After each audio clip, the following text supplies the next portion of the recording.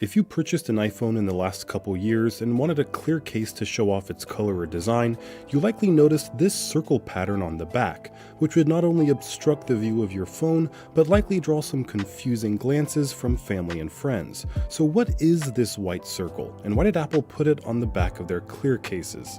Well, hidden inside the white circle are an array of small magnets, designed to attach a variety of accessories to your iPhone.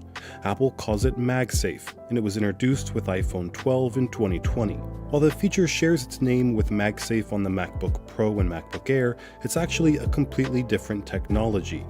MagSafe on iPhone was designed to make wireless charging easier, since the device could magnetically snap to a compatible charging surface, perfectly positioning its internal coil with the one inside the charger, ensuring optimal charging speed and efficiency.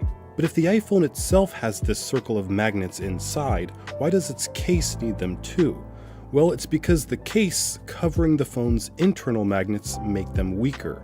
So Apple added them to their cases to ensure a consistent experience when connecting to MagSafe chargers or accessories. Now, there have been tests that demonstrate the iPhone's internal magnets still work through a case, so wireless charging with MagSafe would still be useful, but things get riskier when considering the accessories.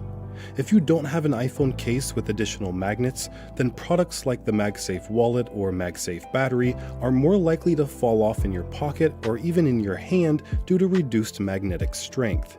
Not to mention the risk of attaching your iPhone to a MagSafe car mount while going over bumps or making sharp turns. Using a case without the circle of magnets makes your device much more likely to fall off and perhaps suffer damage or just cause frustration. So while many people consider the iPhone's MagSafe circle an eyesore, especially on their clear case, it's a compromise Apple had to make in order to ensure a safe, consistent experience for users.